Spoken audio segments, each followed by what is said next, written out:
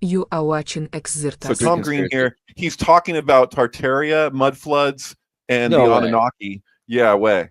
And so I don't know if we can copyright wise if we can play this, but it's so good. I'm willing to let's give it a shot. Why This not, is from right? his new stand-up. His new stand-up, yeah.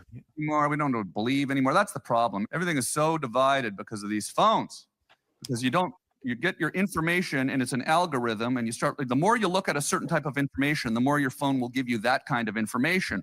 And then the more you get the kind of information that you like, the more you think you're really smart. Oh, I agree with that. So it gives you all the stuff you agree with, and you feel smart. And I mean, you want to stay on there. It makes you feel good because you feel smart. So you pick up the phone more and more because it makes you feel smart. It's giving you stuff that you agree with already. And then you just stay on that app, and you're giving all your money to these billionaire fat cats making their money off brainwashing you into looking at their stuff, making you think that you're smart, right? But then your other buddy here, he's on a different algorithm. He's looking at completely different stuff, right? I had this friend of mine, I hadn't seen him in years. We used to agree on everything.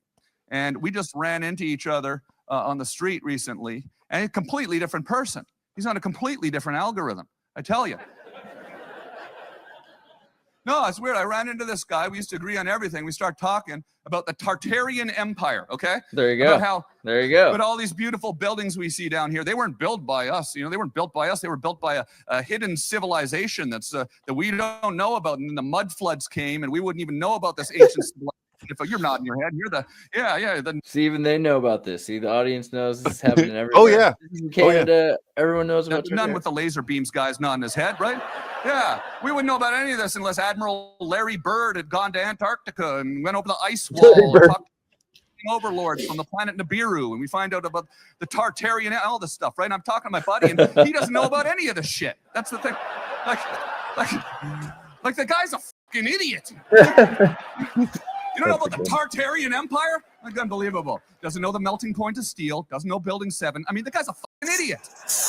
Oh my god. You can stop.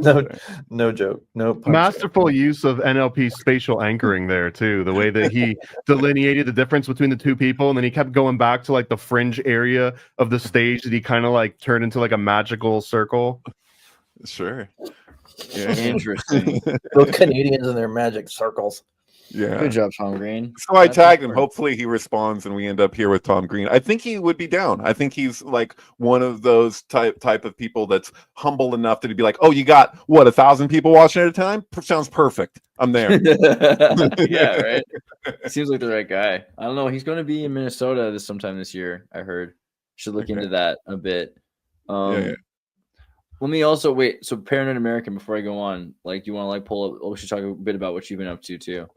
So I was actually deciding what I'm going to release next, and I think it's going to be the game. It's going to be the Satanic Panic Game.com, which is something that I started work on the Satanic Panic comic, and I came up with this crazy tangent. I've brought it up a couple times here before, but that the research assistant of Aldous Huxley was working with RKO Films, and as part of this research, he gets an actual invitation to a real-life satanic coven sometime in the mid to late 1930s. This is like right around World War II time, because when he went into the satanic coven, the so-called Satanists were basically casting these spells against Hitler and against, the Germans to try and even out the war. But this was a group that also called themselves, what they weren't Luciferians. They were the same Palladians or Paladinists. And it was basically something left over from Leo Taxel's original book about the mysteries of Freemasonry. And he claims that this character was really worshiping Baphomet, and they were doing these like Moloch rituals. And that the direct relation here was that this real life carried over into the 1930s, where people were calling themselves this and worshiping like these dark lords. And then in the middle of this, this is the game. I realized that it's way too much for a comic book. There were so many different little threads, and it gets into occultism and Manly Palmer Hall and like alchemy and just sort of like gangster culture. So I ended up putting all that research into a really long format games visual novel called Lucifer Lives in Lower Manhattan. And it's entirely based on this very real story about a writer going to learn about what a real Satanist would be in the 1930s. Because I was always on the impression that the Satanic Panic kind of evolved out of maybe like the 60s and 70s, and then came into a fever pitch for our generation, 80s and 90s growing up. 1760s maybe.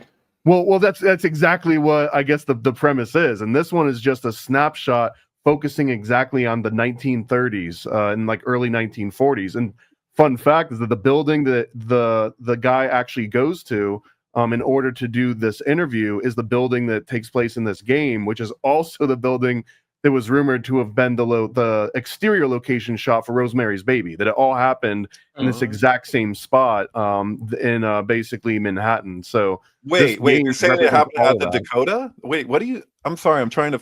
Like, you're talking about a game, but you're also talking about something that's based on this reality. What were you saying at the Dakota? What about the Dakota? That this was a site in real life? That the location in which Aldous Huxley's research assistant gets invited to go to this satanic coven meeting, it's at that exact same building. It's at the Dakota building.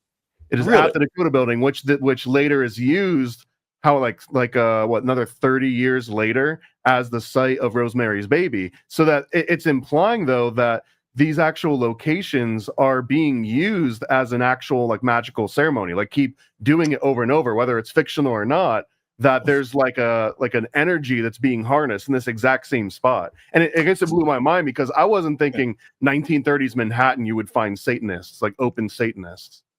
I think John Lennon and Yoko claimed to have I want to get this right, that there was some kind of UFO sighting that they experienced at the Dakota when they lived there. Like, you know, I think it was while John was still alive. She continued to live there, and to this day, actually, as one of her living spaces. And this is also the movie The Seventh Victim. It was The Seventh Victim and Cat People were the result of this research that originally happened in this area. And I guess the Seventh Victim is supposed to be the best representation of what the satanic upper elite society actually looked and operated as. Yeah, you know that the first movie to actually, I think besides Ghostbusters, showed an exterior when the Stay Puft Marshmallow Man's walking by and they actually show you the Dakota. Out of respect, since December of 1980, people did not show the Dakota in films, especially somebody like living in the Dakota. And the first movie, I believe, to make that exception was Vanilla Sky, which, you know, was Tom Cruise's next movie following Eyes Wide Shut. The movie that Vanilla Sky is based off of that came out before it was a Spanish film, I think from Spain, called Open Your Eyes. So that's why that's like the first line of Vanilla Sky when it goes, open your eyes. So it's kind of weird, like Eyes Wide Shut, open your eyes, like that. And there was a whole debate on whether they would show the two towers at the end, because, you know, they filmed it in Manhattan, but in 2001. And then before the release of the film, you know, 9/11 happened. And there was this whole debate when he jumps off the building at the end and he's the falling man. Like, there was this whole question, do they leave the two towers in the shot? And they decided, yeah, we'll go with that. So there's some, I don't know, it's all worth mentioning, I guess. Like, so he lives in the Dakota. Tom Cruise lives in the Dakota in Vanilla Sky, and actually when he leaves the Dakota in the very first scene of the movie, you can see somebody crossing the street has a shirt that says Revolution 9, and like it's just placed there as a, you know, because the Beatles were, you know, with Mia Farrow right before they started filming.